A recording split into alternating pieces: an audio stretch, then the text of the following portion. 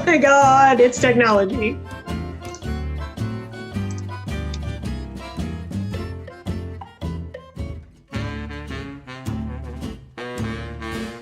I see you.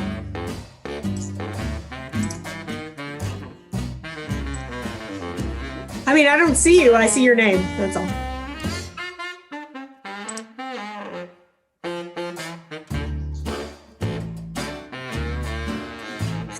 Technology's great.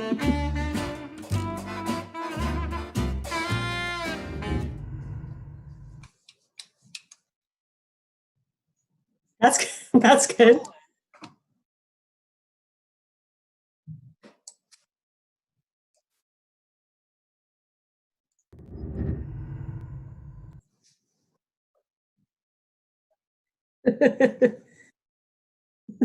I see me. I see my bookshelf. Make sure there's nothing embarrassing on there.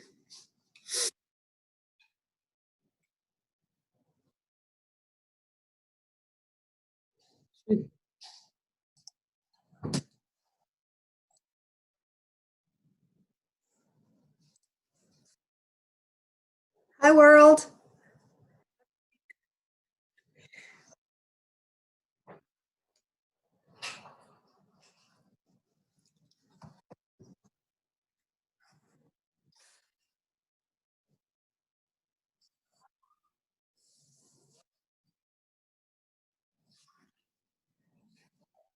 I still don't see you. What?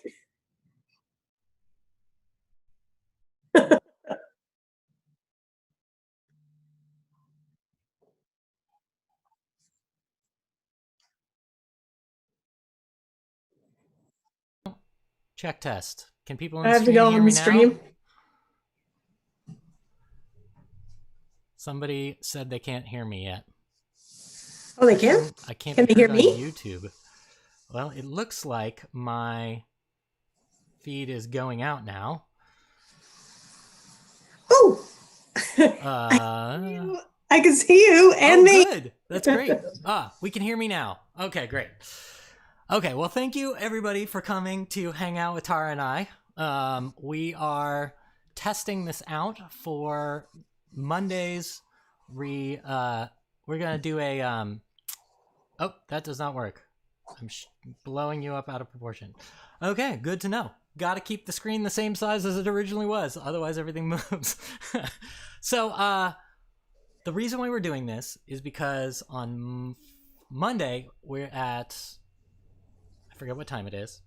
I think 7 o'clock. We're going to be doing a fundraiser show because one of the groups that some of the members of Unscripted are also in another group, similar to how the Fibs existed, and they are doing a fundraiser show for us trying to keep the space. And so I asked Tara if she would come do a little video chat with me and see if we could sort of do this over multiple streams at the same time. So we're actually streaming this to Twitch and to Facebook and to YouTube all at the same time.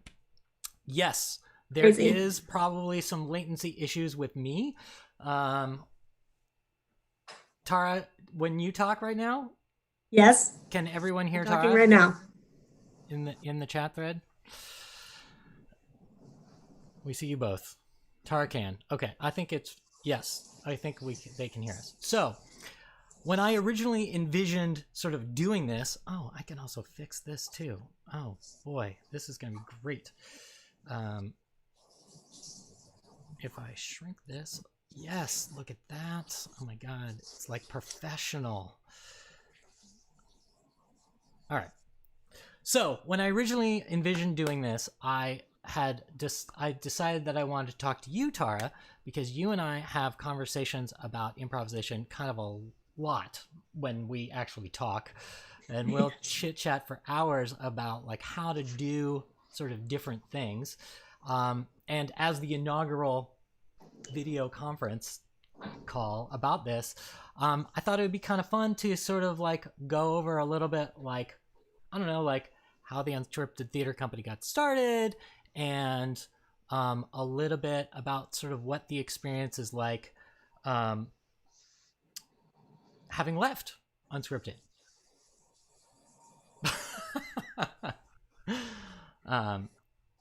So yeah, that's sort of today's conversational topic. We're not going to go forever, maybe till like 4 o'clock, but we need to sort of test things out to see if like switching between cameras like this would work. Going to unexpected things that break like this, or just having everything sort of work perfectly like this. Tara, of course, doesn't see any of that. No, but hopefully I'm looking down at my unplanned intermission. Yes. I'm looking down at my phone, which is silenced, so I can kind of see what's happening. But so when we originally started Unscripted, you and I were some of the original people who did it, and the sort of Mel's Diner 5. Yeah, there was like 5 of us originally. Then we asked to see if a bunch of other people wanted to come with us. Most of them didn't.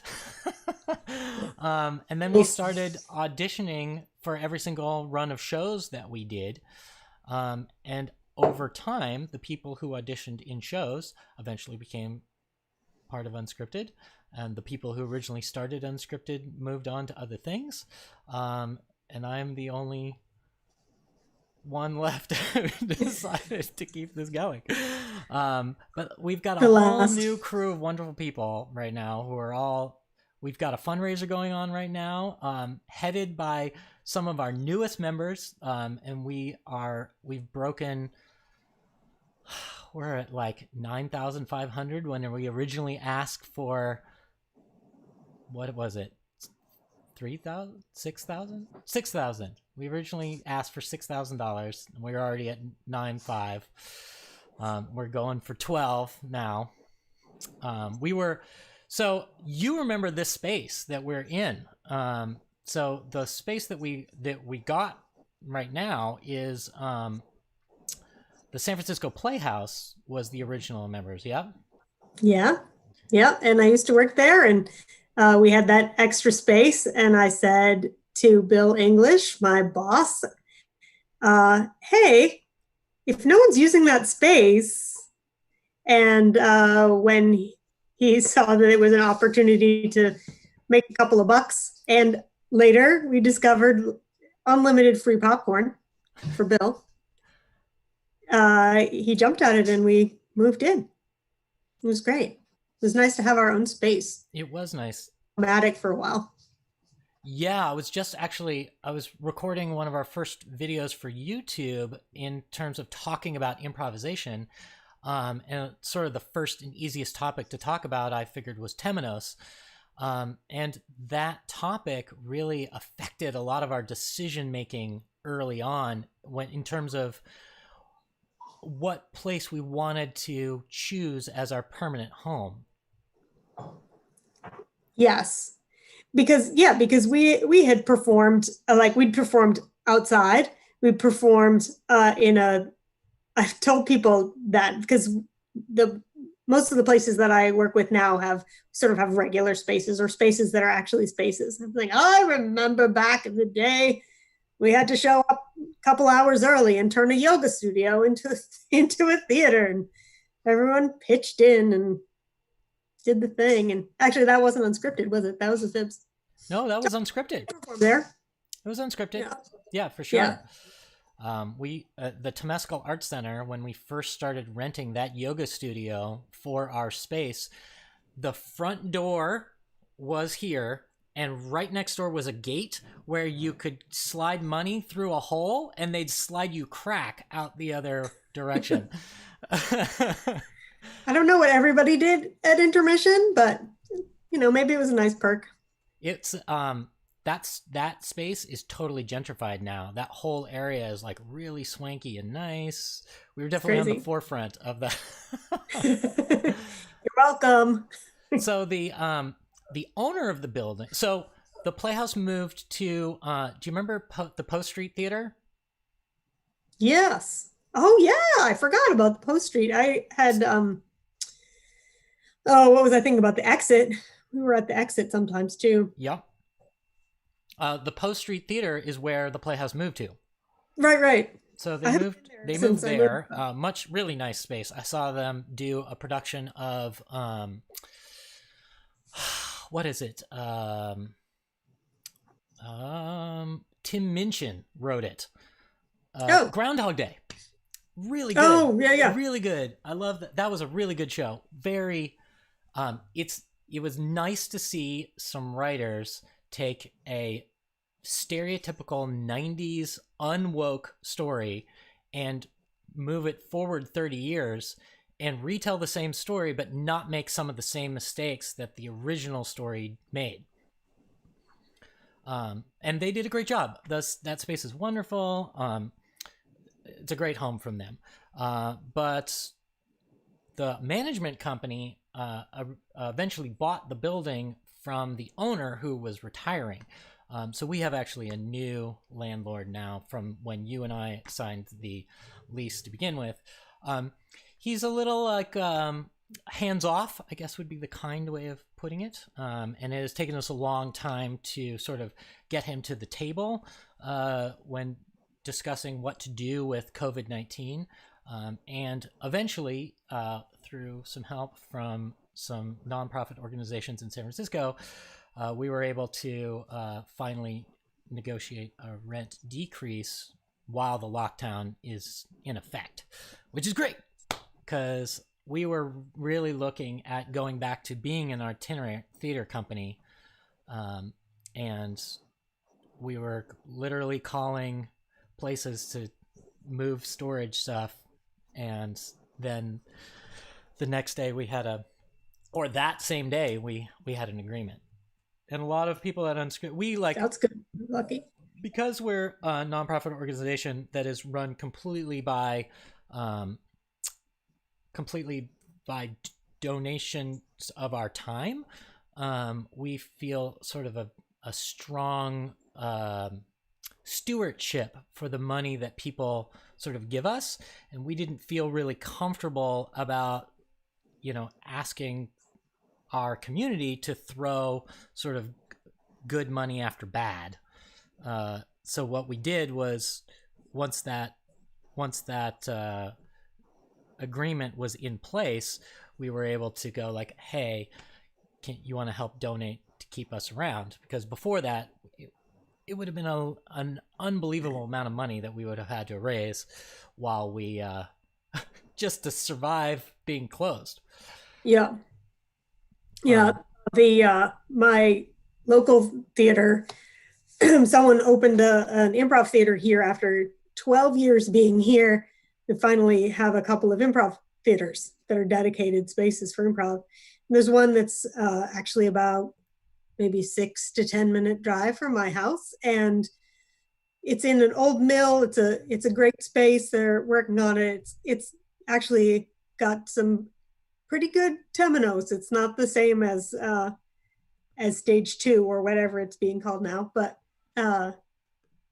they're having trouble with their landlord who just wants the cash, and so they may close, which is too bad. Yeah, it is too bad. I mean, there's like so many great theaters all going under right now, which is, Upright Citizens Brigade in New York shut down and went back to being an itinerant theater company. And, we were like, oh, well, if they're going to do it, I guess it's not the end of the world if we have to do it, but we now lucked out and we can try for that. Well, so some of the things that we were working on originally at Unscripted was sort of, I don't know, like the very first show we ever did as the name Unscripted was still at Bats, was Fear. And the idea behind that show was, can you do an actual horror-based improv show that was actually a horror show and not a send-up of a horror show? Right. Yeah. In such that, like, it was literally so scary that I ran the lights for it. I couldn't be in it because especially Pardis, Par, I'm looking at you, would be so terrifying in rehearsal that wasn't sure that I could uh, actually be on stage doing that. So I lit it instead. The I mean, we had lots of different styles of theater going on in the early days of Unscripted. You and I were both from the short form. We were in a short form group together called the Fibs. I personally came very much from the short form background,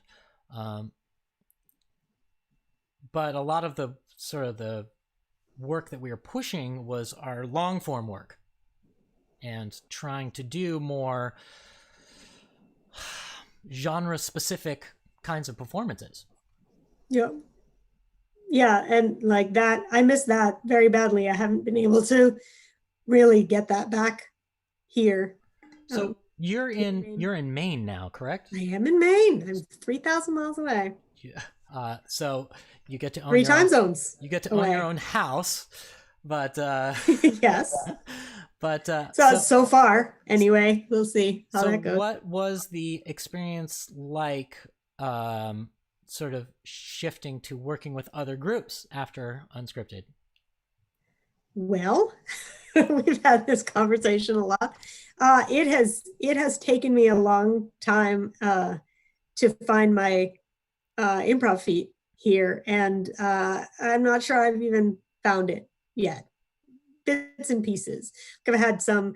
I do an occasional duo show with Pardis Parsa, and we've had some shows that have been like sort of captured that dragon magic, where just like everything is, what's happening, it's gonna, time slows down and you're in the matrix and it's great. And then I also have been performing with Stranger Than Fiction, which is down in Portsmouth, New Hampshire, which is about an hour away, and making that drive a couple times a week to perform with them. And in the summertime, we do a lot of short form stuff. And I've been performing with them for 10 years. And is that any relation to the Stranger Than Fiction that was in San Francisco? No. Oh. No, it's Stranger Than Fiction's been around for almost 20 years. They used to do a thing out here called Camprov, which predates Camp Improv Utopia. I don't know. Oh, yes. Know about the camp folks. But that I think the last time they did a camp was about 10 years ago, right before I joined. So in the summertime, we perform weekly in a theater down in Portsmouth with no air conditioning and different like bits and pieces of other people's sets. So we perform on Tuesdays. And so the set, we don't know, anything could happen. We could walk in for our Tuesday night show. This has actually happened. And there's been a toilet in the middle of the stage. It's a thrust space, and the seats are configurable in different ways. So that's been like, it's been really useful. Oh, hey, I can see your face now. Yeah, this is not the camera that the audience is seeing. I realize I have two cameras. So much technology, holy crap. So that's, and then more recently I've been performing up here in Portland with a group called Yes and Company.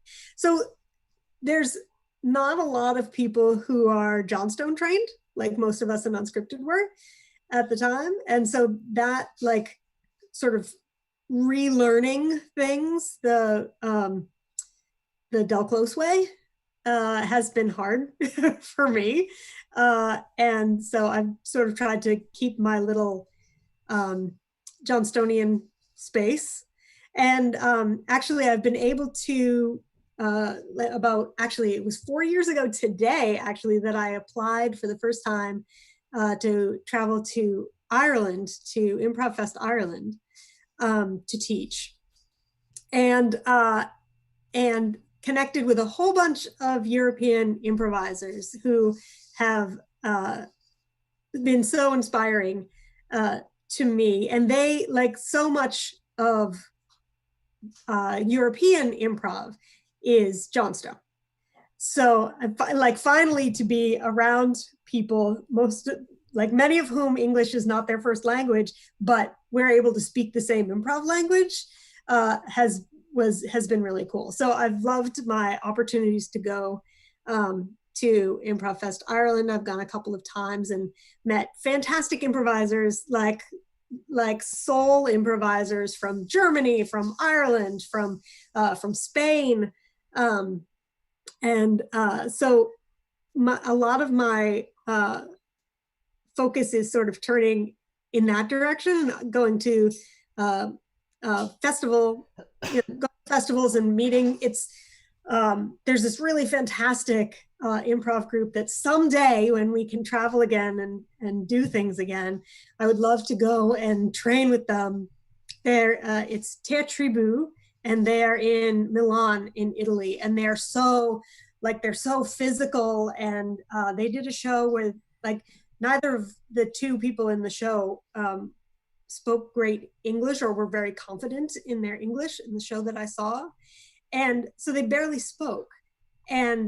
But it was like the physicality and the character stuff and all of this amazing stuff that they've done. So that's a really long way for me to say. Well, actually, 12 years since I left, and I'm still trying to find my people. It's interesting when you say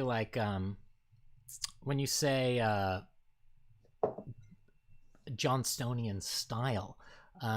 As someone who's sort of been at the Unscripted Theater Company for the past 17 years, I personally 17, holy shit, 18. We're going on 18. I mean, like we came up with the idea in 2002, so it's right. 2020. That's can't see too much of my gray hair, but it's there, man. What does that mean? I mean, like I know I worked with Keith Johnstone sort of in like personally for a decade, going to private workshops with him and driving him around, and so like I know the guy really well, but that was also a while ago. And right, he doesn't leave Canada really anymore, so like when you say like Johnstonian style, like what does that mean? To me, it's about story, and that's where I feel like that's where I'm looking for people who are speaking my same language. It's about telling stories, but it's also about like character development in terms of story, like serving the story, seeing the big picture, and everything that you do is coming together. Even if you're not like a lot of people who are more Del Close trained are very critical about, it's so narrative heavy and you're chasing the story and you're throwing everything out and it should be about game. But I actually think, like, in a lot of ways, we're talking about the same stuff. We're talking about trying to make connections and hang things together and tell a cohesive story, but like someone who's into game would be like, oh, no story. But I also feel like I feel really lucky to have had have gotten to work with Keith and to have had that be I took improv in college, but we didn't have any like text to hang stuff on. We played games and it was terrifying, and then it was great. But I feel lucky to have come up in that style because it suits me way better. Like, I don't think I would be an improviser today if I'd come up in Chicago or New York where everything is about game. Like, game doesn't resonate for me. Right. So like, I guess the difference is looking for sort of who is writing the story and trying to speak in the voice of whatever that author is, as opposed to finding sort of the moment of the story that game driven improvisers are looking for. Yeah. Well, it's also like, it's more like game is more about comedy Mm. Like finding the thing. I mean, it's not, a lot of people don't necessarily play it that way, but I mean, game will take you to comedy. Game will get you laughs. And for me, that's not the purpose. I remember doing a show with, I don't know, Jen Whitley, if you're ever going to see this, but with a couple people from Stranger Than Fiction and Improvised Puppet Project, which I stole some Mandi Kashinevasan's puppet um, designs and we did some puppet stuff here for a little while. And so Jen and I have been working together for about 10 years. When I met her, she hadn't done improv at all, maybe a little bit in college. And so she and I have been doing shows together in different groups. She's in Stranger Than Fiction with me. She's in Yes and Company with me. She does the women's show that I produce every month or so, every other month, or will again, maybe. So Jen and I and one other friend, Laura, were doing we had a 3-person show, 3-woman show that we did. And we made the audience cry. And we were afterwards, like they were like dead silent. And we were like, yes, so like someone who's maybe has a different training isn't going to trust that the audience, like we had the audience like right here and then it was that moment where like everything just slows down and it's like Matrix and everything is like, exactly what's going to happen. And you just trust the improv. You just trust the story that it's going to be what it is, and that it will find it's itself. Funny, I think those same skills actually translate quite nicely to this platform, because you don't have that same sort of like audience interaction, like as a barometer for telling you kind of like how your work is being received. And having that sort of undermine the foundation of your work to not have it there, to just sort of trust the story that you're telling, and working with your other improvisers on stage to just tell that story, focus on that work. And then you sort of bring the audience along for the ride, because in a medium like this, you don't have that sort of direct kind of feedback, and I've seen it sort of be a difficult hurdle to overcome. Yeah, because you don't have there's no, I mean, yes, there's people watching maybe. Right now it looks like there's 3. But yes, but there's no you're not getting that immediate audience feedback that you really need for comedy. I mean, I certainly would. Like if I was trying to be funny, I would need feedback, because I don't know. Like the things that I think are funny probably are not actually funny at all. They make me laugh. Well, hey, there's a school of business out there that suggests that if you at least make your product for yourself, you are for sure to have one customer. And if you try to make it for other people, you run the risk of having no customers. That's right. So I should clarify what I said before. Like I was saying, I've been in Maine for 12 years and like, I love it here. This is a great place to be. I miss Unscripted all the time, but, I've said, I haven't really found my people, but that's not actually true. I just haven't found like one group like that just feels as comfortable as Unscripted did. And that's, I mean, to be fair, Unscripted, I got to make it the way I wanted it to be. Like back when we were starting. Did you start an all-woman improv group out there? I did. And so you should smile more. But it's not a specific group. It's a show. So it's every other month. And it's modeled on, or it's sort of inspired by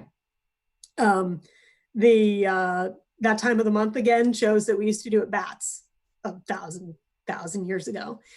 And so it came from a place of anger when I was frustrated about a show that didn't about a situation that didn't go the way I wanted. And so I was like, well, you know what? I can be pissed off about it, or I can make a show that's what I want, which is a show with women and non-binary improvisers that come together and trust that. I mean, the theory of it is, A, if you trust the improv, and B, women are taught from a very early age to take care of people, right? For the most part. I mean, we can ignore it but the world expects that of us, I think. And so we do a show where it's people who I try to have at least one person in every show who has not done the show before. So there's always people in the show that you don't know, and you come 2 hours before the show. We work out together, just warm up together. We do the show together. Are we doing world changing improv in it? No, we are not. But it's right now in this group, we have about 25 to 30 women and non-binary improvisers from Northern New England. And we have people come up from Massachusetts, from New Hampshire, from all over Maine that have performed together. And I see people on Facebook that I know didn't know each other until my show. And they come together and so that is an experience where you did sit down and sort of create something. What did being in charge sort of give you more of what you were hoping for when joining other groups? A little bit, because for me, it's I really miss the improv that we did with Unscripted, but I also miss the community. There was a time when Alan and Susan and I all lived within a couple blocks of each other, and there was that I miss that a lot, that community. And so for 10 years or so, I was waiting for that community to find me, and so I've started making that community for myself. Oh, and in March we were supposed to have a show, which we couldn't do, of course, because of this. And so we did an online show, and I was able to invite people from all walks of my improv life. So some of my European friends, some people from California, some people from now, and so I had people come, Eve Smythe from ages ago, from the original That Time of the Month Again shows. She participated. So everybody just submitted recorded a piece and submitted it, and we had it little on our little YouTube channel show. So that made me happy. I've seen some really good stuff with pre-recorded video in that regard. In fact, one of my favorite streaming, bye Brittany. Brittany has been very helpful in we're down to 2 helping us. Oh no, we were up to 4, but no, Brittany is it's takes the pressure off. She's been very helpful in helping get the fundraiser going, so she swung in here really quick to check out and see what we were doing. Sorry, what were we just talking about? Does it matter? I don't mean that. I mean, it's you and me talking, so it doesn't matter what we're talking about. It doesn't really matter. I forgot what I was talking about. Oh well. Something about building the improv you want, or something. I don't remember. You like my mug, by the way? I do like your mug. That's the original. It wasn't our logo. It was but the Comedy Who guys. We moved away from them. As Comedy Boo. As we we have a new logo now, which is I've seen. It took us from the 90s to the 2000s. Moving on up. It's definitely been. Oh, I remember what I was going to talk about. You and I think were around when we started trying to mimic each other's body posture. Mm. and really sort of try to play cross gender in a realistic, truthful way. Yes. And that really was helpful in sort of that thing you're talking about like getting that trust and that caring on stage that you're talking about. Mm-hmm. I felt like that sort of exercise of really being like, okay, everybody who identifies as male, like, learn how to not be in that body, and everybody who identifies as female, learn how to not be in that body, and really try to notice the subtleties of how other people stand, about how other people walk. And that translated into like heavier bodies or thinner bodies or taller bodies or smaller bodies or prettier bodies or, you know, overlooked bodies or, you know, whatever, you know, stereotypically muscular bodies or curvaceous bodies.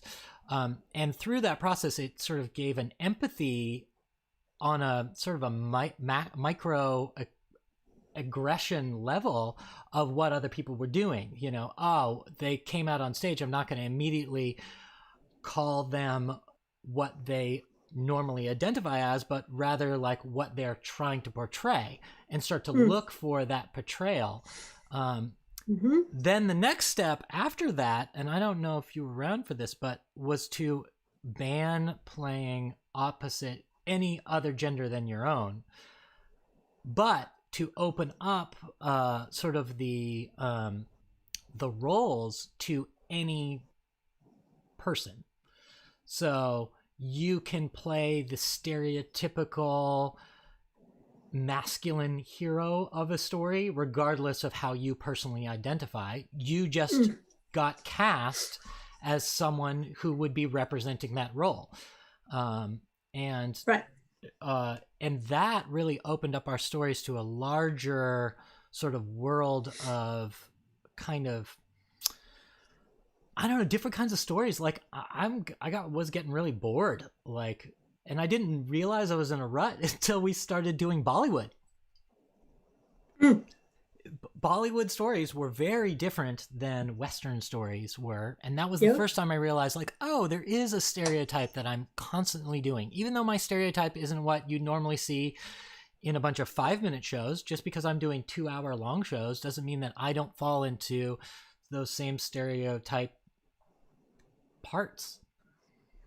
Well, I think it's easy to do that because, you know, when you're on stage, you're drawing from your experience. You can only tell your truth. You can't tell somebody else's truth, right? You can represent, you can make an effort to represent something that you're not, but you can really only tell your truth. It's interesting. So, we've been doing Shakespeare a lot. Well, yeah. In a weird way, it started with me when I directed a Let It Snow show, and I was the only male identifying cast member. And I was like, oh, right, this is what the women actresses in my life have been complaining about for the entire time I've been performing with them, is that, you know, every time you walk out, someone tells you who you are and what you're playing. Because you are the only one who looks like that. You will now fit all of the stereotypical roles that fit that way. And it was great. Oh my God. I wish every white male improviser out there in the world could go to a camp where they the only white male improviser there, because it's such a you know, it's good to understand and to pay attention and to listen and to grow, but to experience is another beautiful step in your evolution. And we've been doing Shakespeare. I mean, our queer cast members have been their entire lives pretending to be straight in our improv shows. Like, that is what they are expected to do.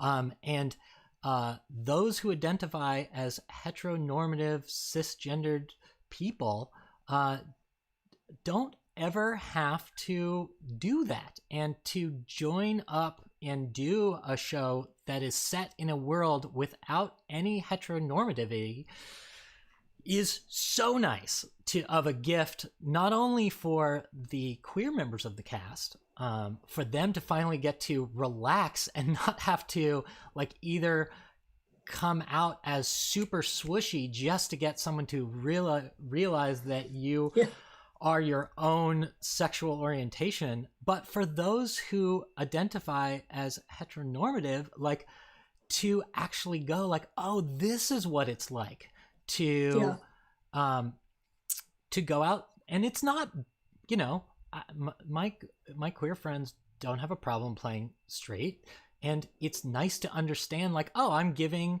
like this, like my sexual representation up to play somebody else's role for other people. It's really, it teaches me not only to be sort of more kind and more open and to pay attention, but it also, like in every other show I've done subsequently, the sexual orientations that are my go-to are no longer heteronormative.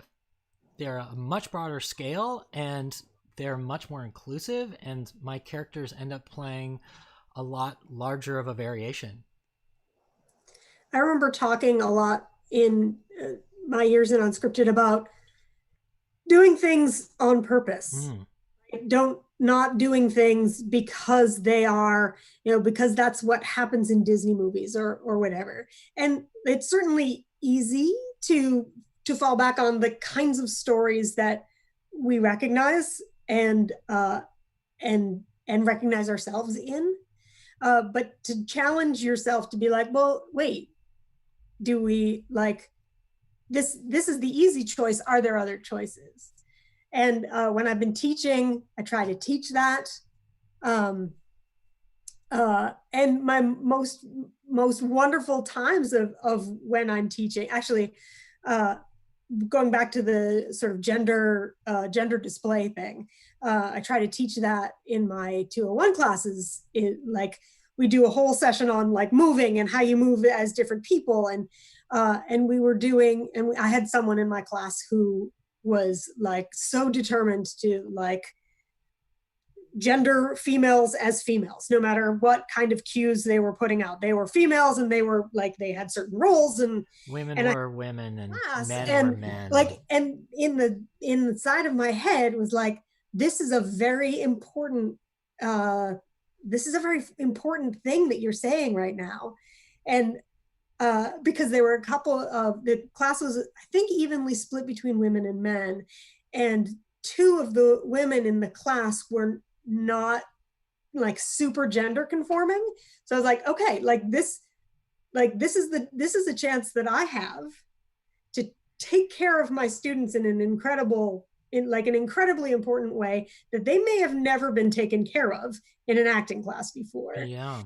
Like trying to figure out how, like stopping the class and be like, what's going on? And like how to talk about that. Yes. And it's so important. It's so important. And it's so good to start early. Like, I think I have started doing it at the beginning of my first beginning class to be like, it's time to address this issue. I know you didn't realize you're coming here to address this issue, but those who for a gender and sexuality class, right? But gonna get some experience in public speaking. For those who have always, spread their legs on the subway, and never noticed that they are elbowing other people out of the way, to have that conversation in the first class sort of resets the expectations of what their micro behavior of improv is going to be allowed. Because I don't know, we both read and talked about Blink a lot when it first came out, but there's a chapter missing in that book.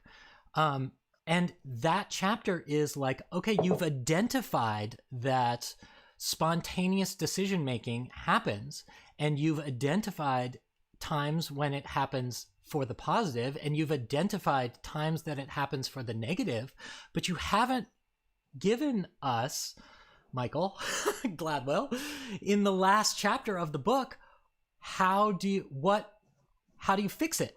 Like, how do you take the things that are awesome from spontaneously making decisions, and how do you retrain the things that aren't awesome for spontaneously making decisions, so that when you make spontaneous decisions, you're making spontaneous decisions that are good for society? And if you're a doctor, what's good for society is making your patients whole. If you're a police officer, it's making the community that you serve feel protected and taken care of. And when you're an improviser, it's making the audience see a world that is better than the world that they are currently living in. That's like, for me, one of the most glorious parts about improv is that I get to, like, I have the option of being anyone, of any age, of any gender. I can be whatever I need to be in this story. And like, but with great opportunity comes great responsibility. Yeah. Like, you know, there are there are things that it would be better not to play. Yeah. Or like, just to make the choices. And like, if you're going to make the choices, make them for a reason. Don't play a stereotypical housewife. Play a housewife. Have you seen Hollywood on Netflix yet? Not yet. It's a list. It's a good, it looks like exactly that. It's a story about sort of, it's exactly what we're talking about right now. It's a story about kind of what responsibility that we have as people who tell stories for other people to enjoy, and what responsibilities we have to the greater society, and what are the consequences for not stepping up and really fulfilling those goals, and what the world could look like if you do. I'm watching it for the second time now because and I just watched it for the first time a week ago. Just can't get but it it's off. like, we're in this horrible time where like the future is dark and you're not quite sure like how you're going to survive physically, how you're going to survive financially, or how you're going to survive emotionally.